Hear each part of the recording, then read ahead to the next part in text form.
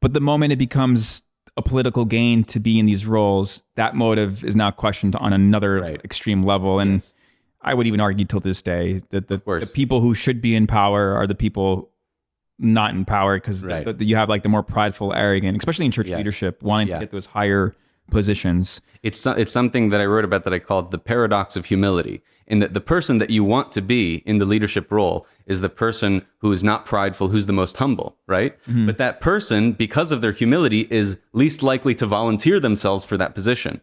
So if you want to find good leaders, you have to have some mechanism of identifying the people that don't want to volunteer themselves. And Tolkien writes a lot about that, actually. J.R. Tolkien? J.R. Tolkien, yeah. So he thought of Frodo as an example of a humble hero. Oh, because he wouldn't have been the obvious choice to. Yes. You would probably get an eagle and. Yes, exactly. And Aragorn. That's on why eagle. Gandalf does not take the ring, or why Galadriel does not take the ring. Interesting. That makes sense. Welcome to the Christ and Coffee podcast. My name is Dr. Hai Kerlopian, and we are here on a mission to unite Christians, one conversation at a time. Today, we have the very esteemed Dr. Marcus Shera on the program to talk to us about the world of Christian monasticism. We'll talk about monks, how they formed their own monastic orders, and how they play a pivotal role in providing a spiritual counterbalance to the political powers of their day. Which leads us to our verse of the week, which comes from Proverbs 28, verse 12. When the righteous triumph, there is great elation. But when the wicked rise to power, people go into hiding. With that said, please grab your favorite cup of coffee and enjoy this Christ-centered conversation.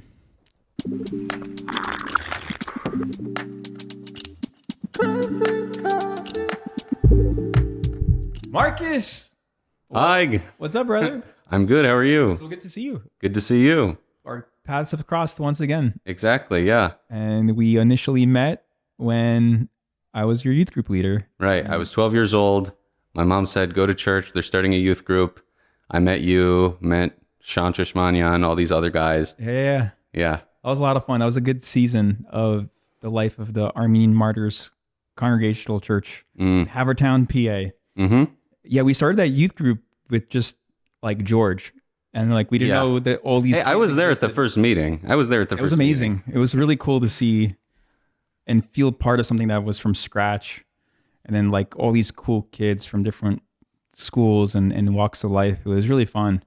And that's where we got to meet, and I got to teach you theology at an early age. Mm-hmm. That was a lot of fun. We had a little homeschool theology club. Yeah. And it was good to have it during the week. And we were like, usually go to Chipotle or someplace like that. Mm-hmm. And then we'll just intro to theology. And look at you now.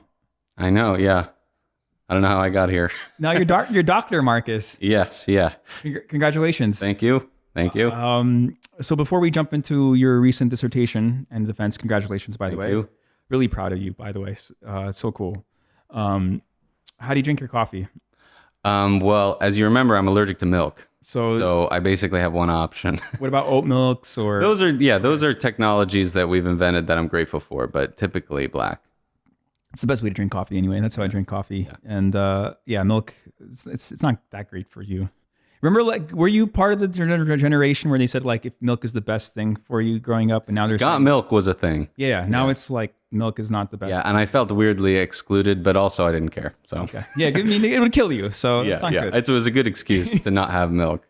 Yeah. That's good. That's good. Now everyone's catching up. I remember going to a party, and there was like a lot of Armenians there, and they were just. All of them were lactose intolerant, and there was like a pizza party at the end of the party, and everyone was popping in these lactose intolerant pills. Oh yeah. So I don't even have that option. I will die. I have the cheese. So all right, let's talk about your dissertation. Sure. What is it on? The title of the dissertation is "The Political Economy of Christian Monasticism," when I went into grad school, which my degree is in economics, right? When I went in, I knew I wanted to study history and the economics of religion, which is a field a lot of people don't know much about, but it exists and it's growing, and particularly it's growing in history. People that want to study large historical religious institutions, the Catholic Church, things like that, right? The Protestant movements. So it's like follow the money, follow the economic systems. I mean, it's not just money, because economics is not just about finance per se. It's just it's about how people interact with one another and how people work together in various situations, how they cooperate or how they don't cooperate, right? And so a church being a body, right, or being a corporation is many of the similar principles apply. Many of the similar principles to how a club works, how a company works, apply to how a church works, right? So so just to clarify, what's your definition of economics? Oh gosh. It's almost the study of humans in their capacity to organize with one another. That's actually where, once you really start to see all the things that the principles can be applied to, it has to have a definition that broad. So it ends up being related to all of these other things: sociology, political science, psychology. It's more than just supply and demand. It's more than supply and demand. Ecosystem of humanity. Exactly. That's a good way to put it. Yeah. Ecosystem of humanity. And then, so you went to go study economics. Right. And then all of a sudden, this religious aspect of it started to creep in. Yes, and so naturally, religion was something I was very interested in, and I knew I wanted to study history and religion to some degree, but this particular topic landed on my lap because in my first year, I was sitting in on a class on Eastern Orthodox Christianity that was taught by a priest who was teaching classes at the school, Father Alexander Webster, and he assigned this essay called "Empire and Desert," which was by a Russian emigre to the United States, Father George Florovsky. And it's basically about the tense moments as Christianity transitioned from a persecuted group of people to a much larger church that was in fact involved with the politics of the Roman Empire. And how did Christians who have this mantra to be in the world but not of the world, how did they overcome that as they got much closer to the world and much closer to the largest empire the world had ever seen? So let me just understand this. So you read this book about the history of the monastic orders for when Christianity shifted from being this countercultural movement within the Roman Empire. Mm-hmm. When Constantine becomes emperor, now it's not countercultural. It is that culture.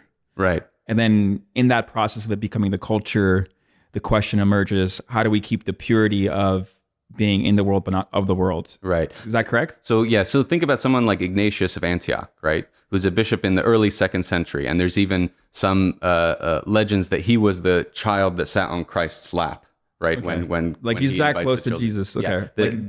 Timeline wise. Right. And so he probably didn't sit on his lap. Who knows? We don't know. Okay. We don't know. And so if this guy was your bishop, you know what he's sacrificed to be in the position he's in. He's stuck with his Christian faith. There's many times in which he was asked to apostatize, to capitulate to the Roman authorities, and he goes all the way to his death. He's killed in the circus. So there are icons of him being killed by the lions, right? And so if guys like him that are willing to sacrifice their entire life for you are your leaders, then you're going to trust that what they say is honest. They might not be right on every single little detail, but you believe that when they say what they say, they believe it because they've given up everything else to say it, in a sense, right? So there's this, I'm putting my money where my mouth is, or I'm willing to die for this, pretty much. Right. And that's a great argument for the early church in a nutshell, Right. especially the early disciples. Right. All of them. So someone like Athanasius, that's part of his argument for the resurrection. All of these people claim to have seen the resurrection, and then they're all willing to die for what they saw. Yeah. And that's credible evidence that they did see what they saw. Yeah. Right. And then that's a cool, just the caveat, because I get this all the time with how reliable is the early accounts. And there's 3 things you can't dispute. Jesus did exist. Like, he was a historical person, whether you believe it that he's the second person of the Trinity or not. He was crucified under Pontius Pilate. And the third thing is all the early Christians believed that he came back to life in a physical body. Mm-hmm. And then the fourth thing is they were all willing to die for this belief. Mm-hmm. Mm-hmm. So this belief was revolutionary for the first 300 years of the early church. Yes. And that's like the timeline of, that's older than America's history, just to put it in perspective. Right, I think sometimes we think it's not that long of a time period, but it's like, it's more than the length of time of all of American history. Right. And so in these 300 years, there was still some controversies, right? There were still sometimes people disagreed about exactly what was meant by the Bible in this way or that. But what often happened was when there was a disagreement, especially among different bishops or different parts of the church that maybe had received the tradition in slightly different ways, they would come together in a council, deliberate with one another, and then go back to their respective flocks in their own cities and say, this is what we deliberated on the council. And people often trusted those councils because they know that this bishop, my bishop, and all of the other bishops are making that same sacrifice. So there's a trust not only in your own direct leader, but in all of the other leaders, and the fact that when they come together, they're producing a product that is reliable. Okay. So then you read this book. When was that written? It's an article written in 1967. Okay, so it's much later. Yeah. And then that piqued your interest on this relationship. Yes. Yeah. Between church as an empire and then the monastic order kind of being a counter reaction to that. Right. So obviously, many people know this story, and this is part of the basic history of the early church that many people receive. In 313, the Emperor Constantine the Great converts to Christianity, or he has a vision. He somehow becomes much more interested in Christianity, legalizes the practice of Christianity, at least in the western part of the empire. Then he conquers the east, legalizes it in the east as well. And then he seems to actually want to become a Christian himself in some way, which is a complete flip from one of his predecessors, Diocletian, who's considered the greatest persecutor among all of the Roman emperors of Christians, right? Yeah. So imagine yourself in that situation. You're being persecuted by the Roman emperor. All of the Roman soldiers represent the most anti-Christian force in the world at this point in time. And then all of a sudden the emperor's like, hey guys, like, let's go to church together. Let's do this. And then, what would your reaction be? You would be extremely suspicious of this guy. You'd be extremely suspicious of what's happening, both leaders and laity. Until this day, people argue, is this a good thing or a bad thing for Christianity when this moment happens? Was it genuine or not genuine? Right. So all of those, all of that trust that was in the early persecuted bishops, it completely flips on its head, right? Because now not only are they not sacrificing, not only are they not being persecuted, but in fact, someone might really want to become a bishop because it means maybe getting an audience with the emperor. Maybe it means getting a lot more power and money and wealth. And so all of these people are flocking into the church, right? Because it's no longer a persecuted group, but these people, what kind of things are they bringing into the church, So for the most part, the motive has always been a problem. Like the Apostle Paul says, some people preach Christ out of selfish ambition, but I'm just happy the gospel's being preached. But the moment it becomes a political gain to be in these roles, that motive is now questioned on another extreme level. And I would even argue till this day that the people who should be in power are the people not in power, because you have like the more prideful, arrogant, especially in church leadership, wanting to get those higher positions. It's something that I wrote about that I called the paradox of humility, in that the person that you want to be in the leadership role is the person who is not prideful, who's the most humble, right? Mm-hmm. But that person, because of their humility, is least likely to volunteer themselves for that position. So if you want to find good leaders, you have to have some mechanism of identifying the people that don't want to volunteer themselves. And Tolkien writes a lot about that, actually. J.R. Tolkien? J.R. Tolkien, yeah. So he thought of Frodo as an example of a humble hero. Oh, because he wouldn't have been the obvious choice to. Yes. You'd probably get an eagle and.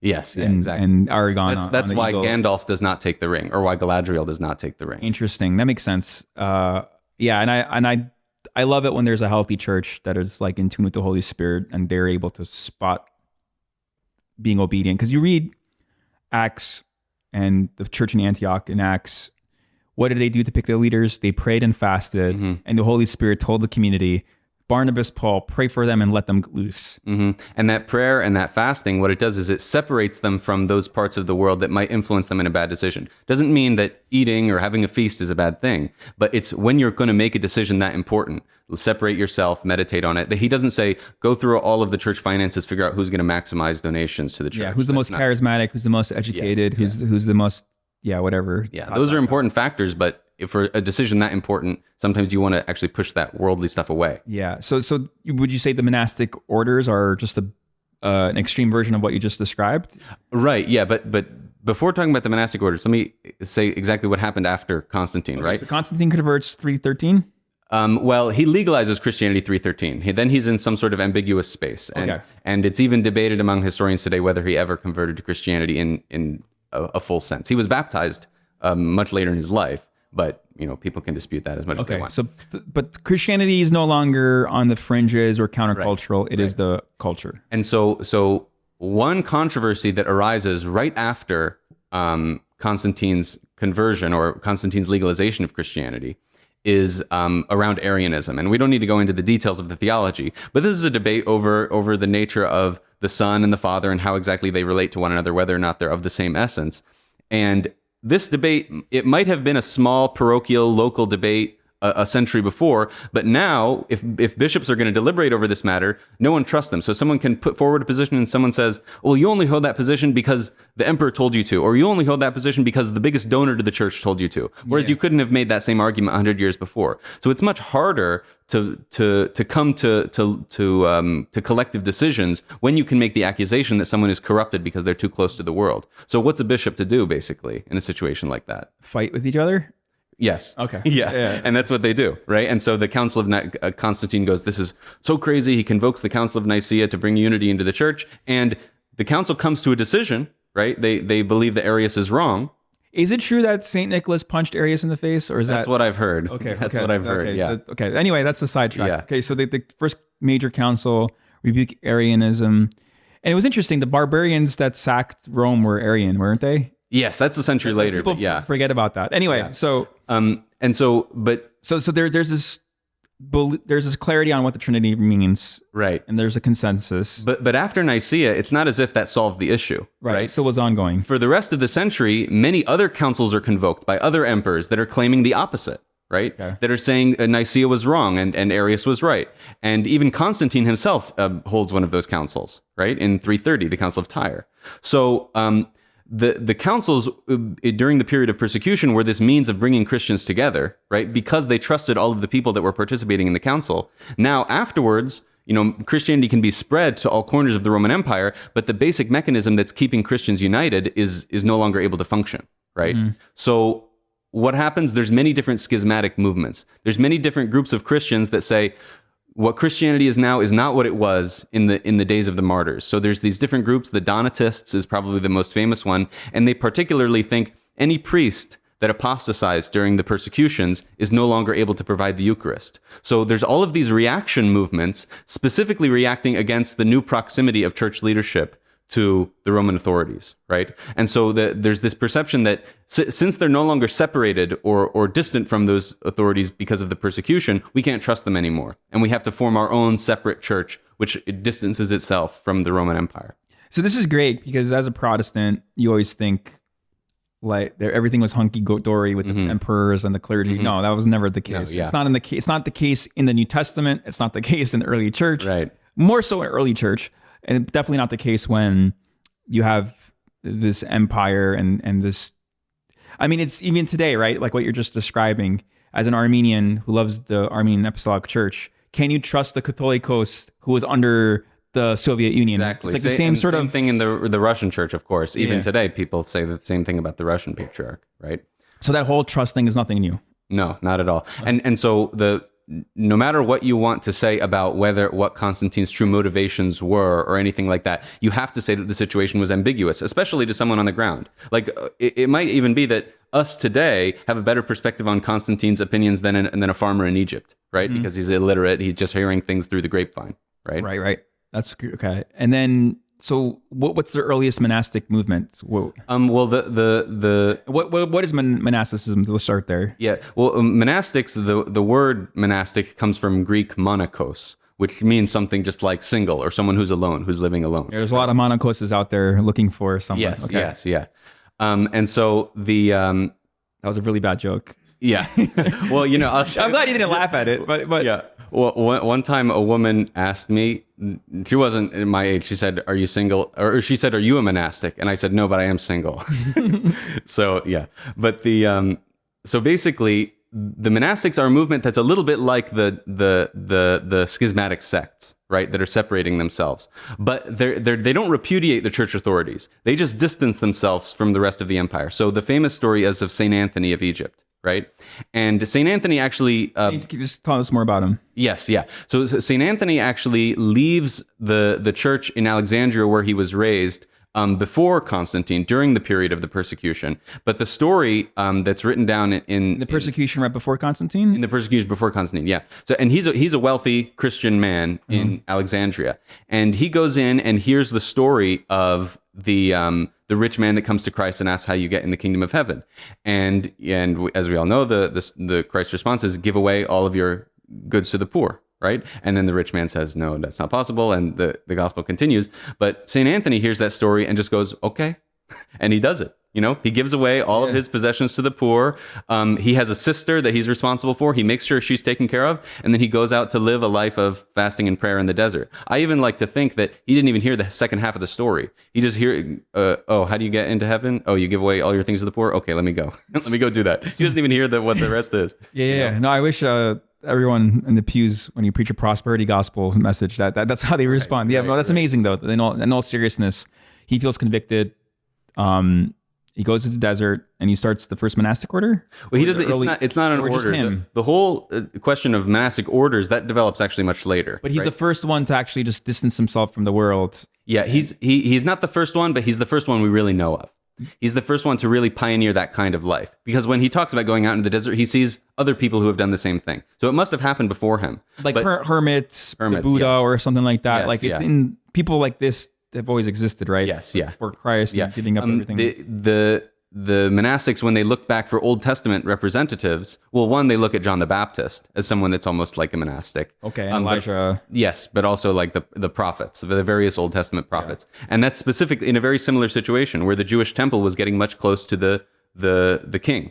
Right? And when there's a suspicion that the temple is now corrupted, then a prophet who's separated himself from the world can come in and rail against the corruption. Literally call down fire and challenge Jezebel and exactly. Yeah. The actual Jezebel. Yeah. Yes, yeah. And so St. Anthony moves out and he's a hermit. He lives on his own. But people hear about him and come out and visit him, ask him for advice, right?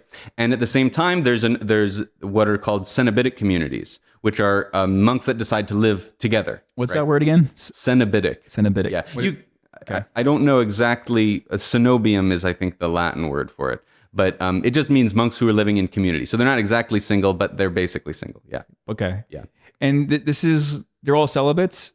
Yes. But when was celibacy introduced? Do you know that? Into the Roman Catholic Church in the 11th century. So that's much later. And that's for all priests. So that's different, right? So the difference between a monastic and a priest is the monastic is not even ordained, right? Yeah. There's someone who voluntarily has just moved out into a life of solitude. And it's very important that it wasn't like the bishop's initiative. It wasn't like, hey, we should have these guys out in the desert that are just fasting and praying all the time. It was just people voluntarily doing it, like St. Anthony. Got it. Right? And what's very important is that one, just because they fasted and because they lived in such a sparse area, they were economically independent of the bishops and of Roman society. So they really spoke from a position of impartiality, right? So there became this movement among rural peasants, right? Who, if they had a dispute among one another, they were fighting over a cow or something like that. Previously, they would have gone to their landowner to resolve this dispute. But now there's this guy who I actually trust more than my own than the landowner that's responsible for me. So I'm going to go to him, and he's going to adjudicate or arbitrate our dispute among one another. And as people were converting from paganism to Christianity, they would go to monastics and ask, this practice that I did before I was a Christian, should I keep doing it? Should I do it more? Is it neutral? Something like that. And you would imagine someone wanting to bring that same issue to their bishop, right? Mm-hmm. But if the bishop is thinking like, oh, we don't want people to think that if you're a Christian, you have to give up that stuff because then they won't come to church, they won't donate, they won't get all involved. The bishop's opinion that he gives you might be more tainted or corrupted or biased than the monk, right? Got it. Who's living completely economically independent and you know that he decided to live that way because of how committed he is to the faith. So this is fascinating stuff with the motive, because if you're in this community where the paycheck doesn't affect him, they're doing it for pure motives, they're self-sustainable, it's great just to see like the checks and balances on motives here that I'd never really thought about until you're bringing this up. So then these orders emerge, people with pure motives, just to kind of create an ecosystem.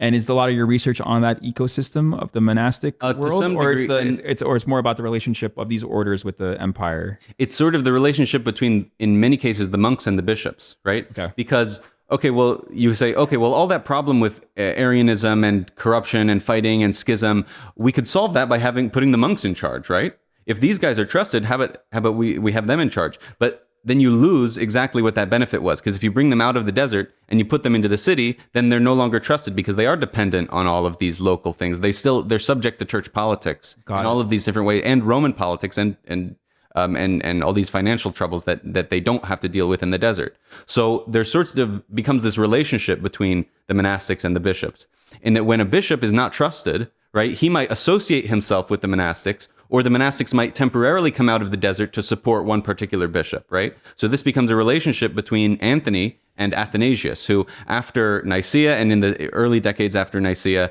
Athanasius is one of the primary defenders of the Trinitarian position against the Arian and other positions.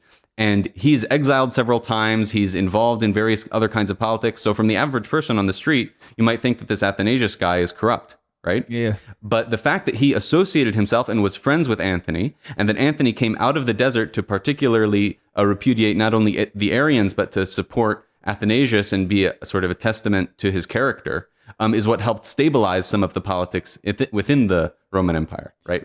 Within the cities. So this is also interesting, thinking out loud too. It's not just a moral integrity here, but you're also dealing with like academic thought. And sometimes academic institutions can be corrupted by the politics. Not sometimes, they are.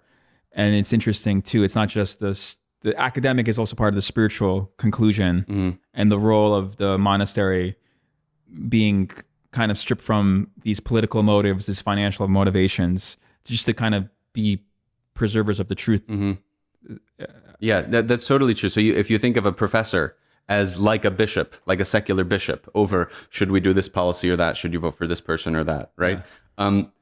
People are suspect of what their motives are. Maybe this guy's read a lot of books, but I'm suspect that he doesn't have my interests in mind, or he has some other political motive, or he's being paid behind a closed door, or his position is dependent on something. You really don't know. What's the academic equivalent of a monk? Well, in some cases, it's just some guy on the street yelling, you know? I know he's independent, but I don't know if he knows what he's talking about, you know? Right. And so people are stuck between choosing something that's independent but trustworthy, and something that's dependent on the world and maybe very knowledgeable and very, very resourceful and knows how to get to the right answer, but they're not trustworthy because they're subject to politics, right? And so monastics and the relationship with bishops transcends that, right? Because they're independent, but they're also learned in theology, and they know how to stabilize what's going on in the institutions. I mean, this is true to just how you receive your news too, right? What source should I trust? I can't trust this news company because they're financially supported by this person. What happened to the independent journalists? You know, like just this, this runs the gamut of a lot of different things, not just theological positions and morality, but they should be interconnected. All right, so you have the first kind of extreme case study with Saint Anthony and Athanasius partnering. They are able to uphold a Trinitarian orthodoxy, or what we've become Trinitarian orthodoxy, and that's kind of like the first collaboration of the role of bishop and monastery. What's next on the timeline? When did like the first monastic orders become a thing? There are various rules developed, right? Because when monks are going to live in community with one another, when anybody lives in community with one another, a small family, they need some sort of rules for how they operate. People think they're just praying all day, but they're really doing chores. They're brewing beers. They're doing beers comes centuries and centuries later. We have to talk about that. Okay. Yeah.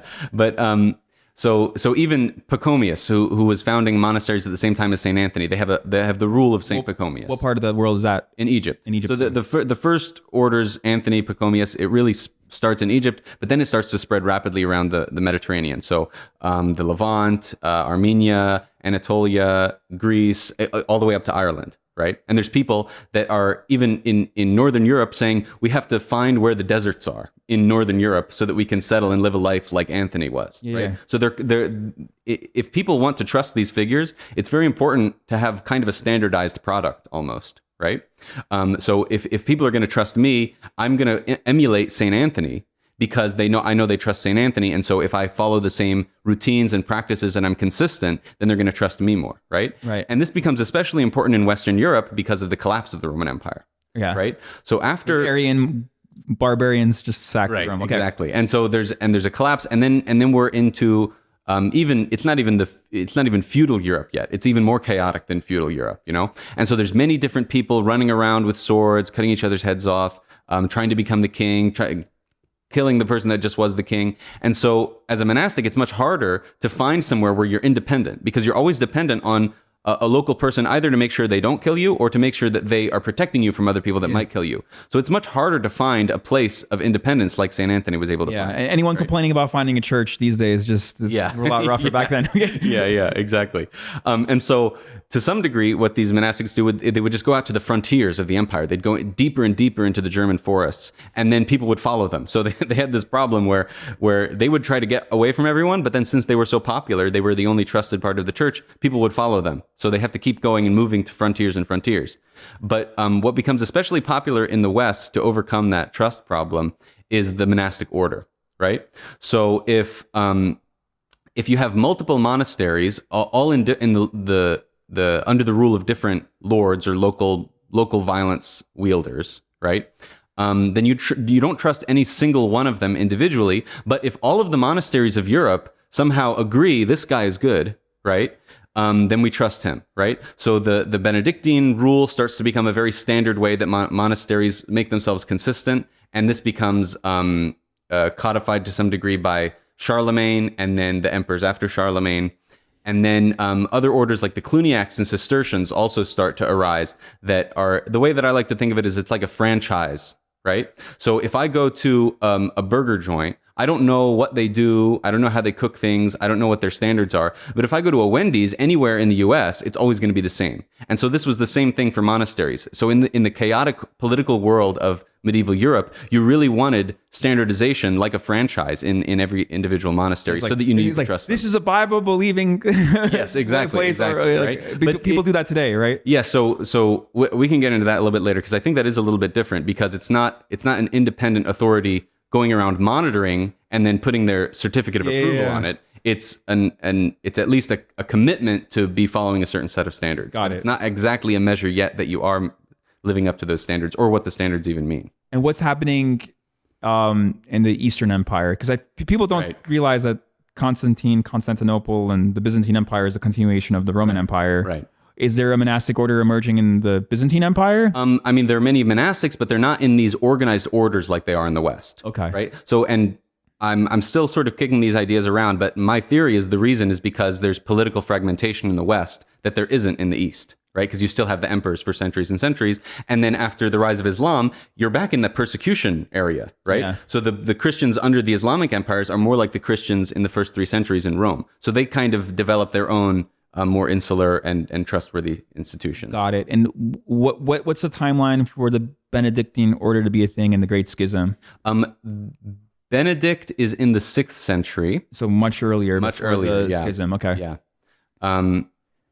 Yeah. So, but one thing that is going on in the eastern part of the Roman Empire is this big event in the 8th, 9th centuries called the iconoclasm, right? Where after the rise of Islam, there's a series of emperors who are very, very popular because they defended the heartland of the Roman Empire, Anatolia, from Arabic invaders, right, who are spreading Islam,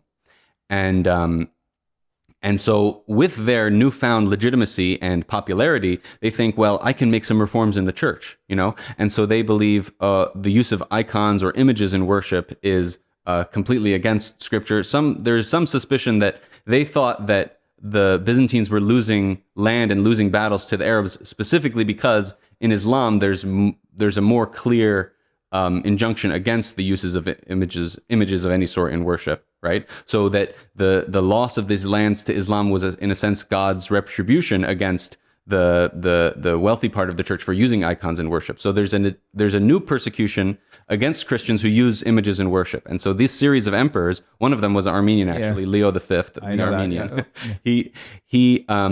They wipe out and they take out all of the bishops that disagree with them, exile them, and put in their own bishops and hold these councils, which say, basically support the position of iconoclasm, that we should get rid of icons in worship. And then John Damascus comes in and kind of... Yes, yeah. So he's one of the figures. Was he like a monastic? He was some sort of monastic. I don't know his life too well, but the more important thing is that him and another guy named Stephen the Martyr were early martyrs of the iconoclasm. And the generation after, or 2 generations after kind of, was led by this guy Theodore the Studite, who was the abbot of the monastery of Studios, and he basically noticed the monastics were basically like the army of the church. Yeah. Right? And that when the iconoclasts come and attack us, we're the ones that are going to be able to rally and sacrifice ourselves for this higher cause, to prove and to make clear to everyone that this is the part of the church that you can't gut out. This is the part of the church that you can't remove, right? Okay.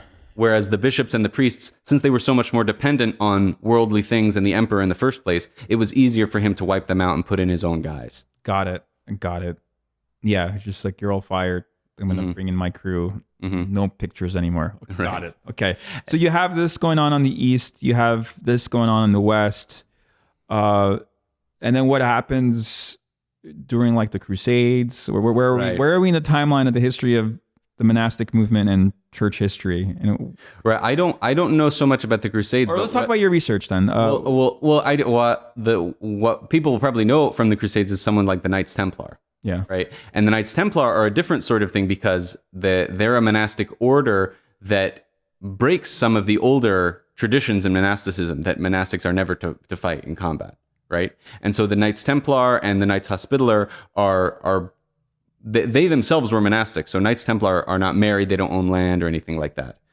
They own land as an order. They own productive resources as an order. But this sort of becomes the cohesion and the confidence and the productivity of a monastic order could also be concentrated and used for these other worldly, some strange mix of worldly and spiritual ends, whether you agree with those means or not. Yeah, like whether to pick up the sword or not. Yeah. Right. Yeah. So that same energy and concentration and trust that a monastic order can create can be used for these violent conquering purposes. Maybe some people will argue conquering back the Holy Land was admirable cause, but many people would disagree with that too. So right. There's clearly this risk of the monastic orders now using their concentration and their power for a worldly end. Right. Wow. Great. And so what was your, is that just like the first section of your dissertation? That's the first kind of 2-ish chapters. And then we want to talk about the Protestant Reformation. Where does that fall into all this? Right. So what seems to happen is, especially with the orders, right? Yeah. So Martin Luther was a monk.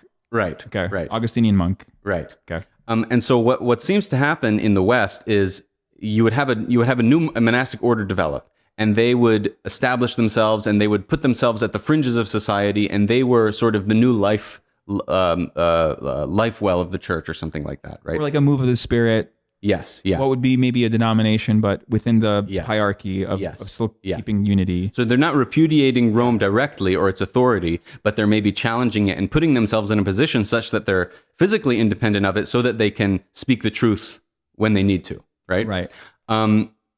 But when you establish yourself and you plant yourself in a specific location, things change over centuries, right? So one order that's very ascetic and very separate from the world in 1100 is now very wealthy and very dependent on the world in 1200. And that's exactly what happens to groups like the Cistercians, right? Who are the most strict order possible in the year 1098 when they're founded. But by the early 13th century, the Pope is actually asking them to go on crusade in southern France. And he thinks, if we bring them to all of these heretics that live in the south of France, they're going to all convert.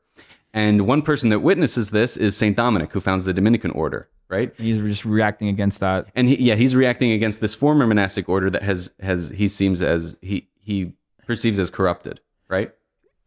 Where are nuns in all this? Do they exist throughout the first 100,000 years, or they come later? There are women committing themselves to monastic life all the way since the time of St. Anthony. Okay. Right?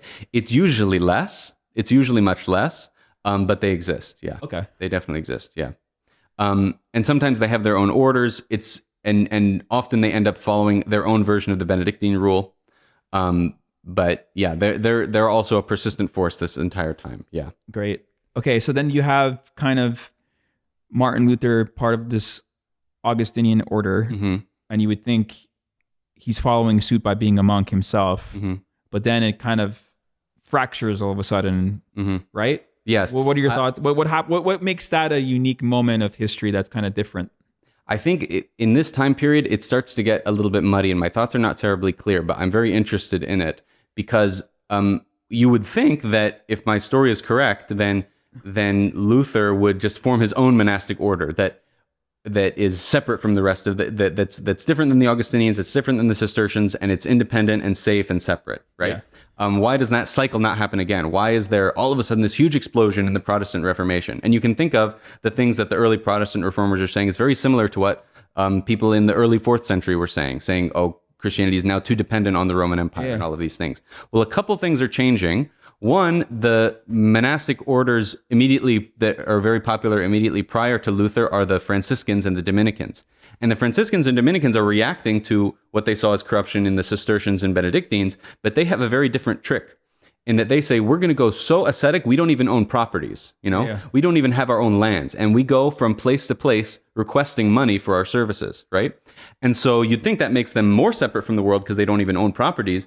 But in a way, it actually made them more dependent in the sense that they now needed to go from person to person and actually convince other people in the world that they needed their funding so they could do their activities. Yeah. So if you read like Desiderius Erasmus, who was one of these transition figures of he was a Catholic himself, but writing at the time of Luther, and is very critical of the wealth of the Catholic Church. When he criticizes the monks, he's criticizing the urban monks primarily, the ones like the Dominicans and Franciscans that are ascetic in some dimensions, but they're actually very, very involved in politics themselves. So the Franciscans and the Dominicans, they end up much more becoming the agents of the papacy instead of independent of them like the Cistercians had been. Got it. Right? Got it. So the same, when does a movement stop becoming countercultural? Right. I mean, this is the same thing in every denomination I know. There's a cool move of the spirit, and then all of a sudden they have to formulate themselves and structure, and then it gets political and inward focused.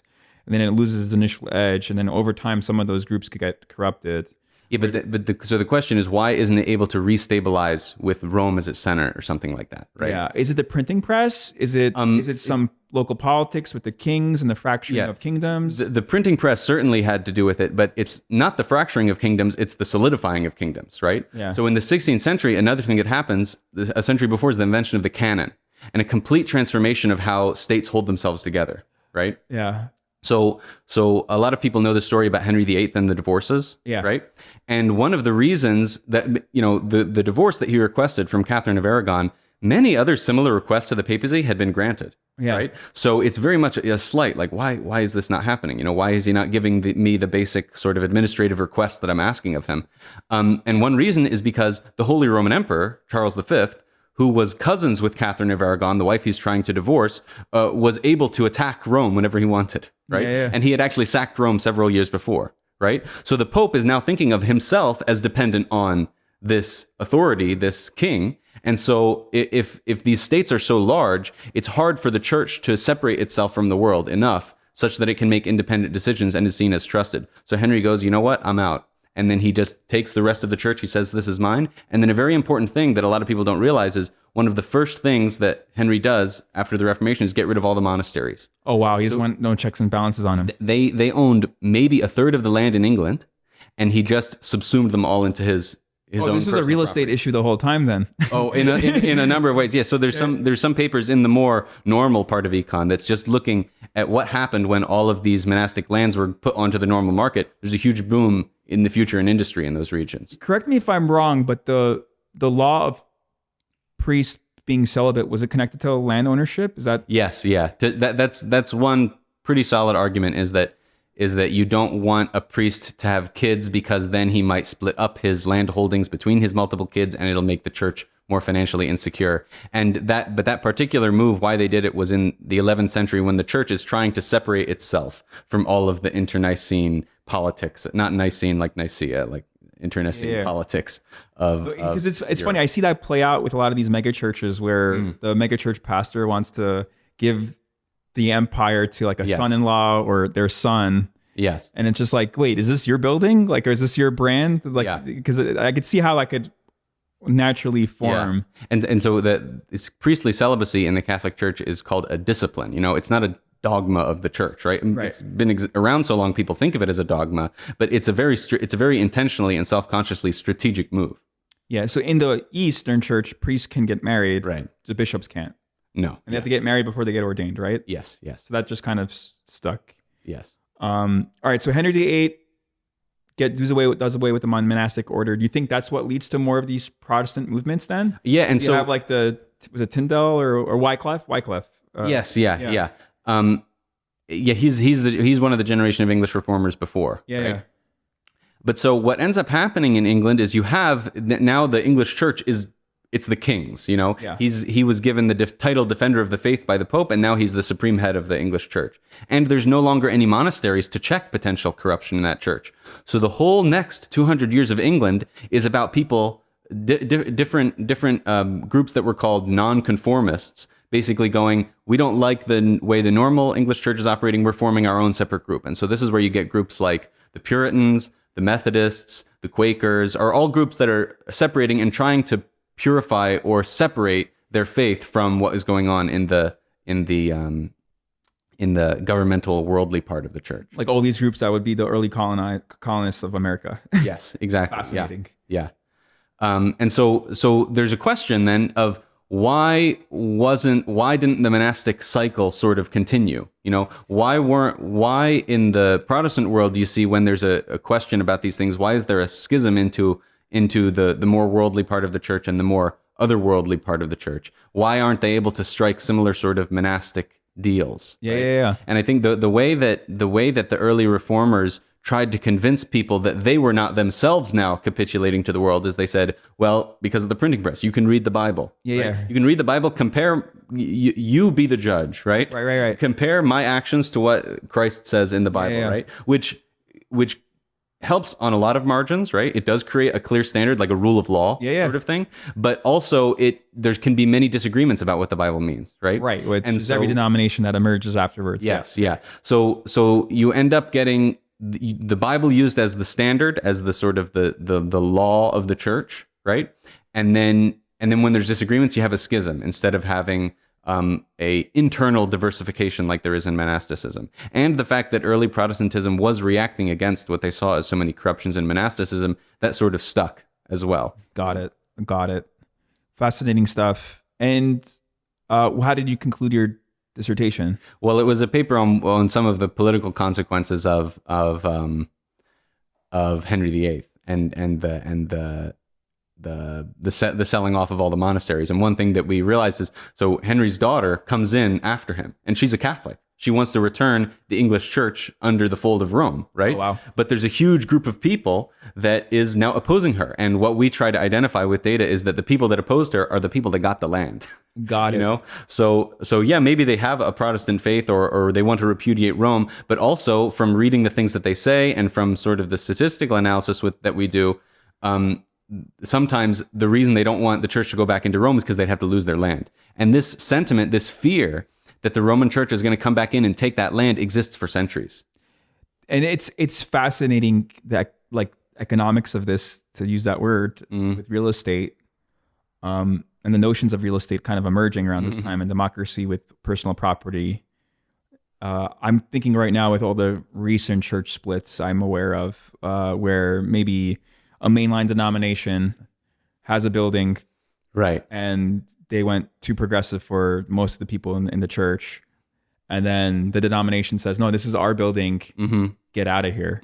Sometimes they would be nice, okay, you could keep your building, but most of the time it'd be over these land disputes, over the recent bout of kind of these historic mainline American churches who have the property, it being these real estate disputes. And the way they overcame that in the 16th century was the king just came in, took it all. There you go.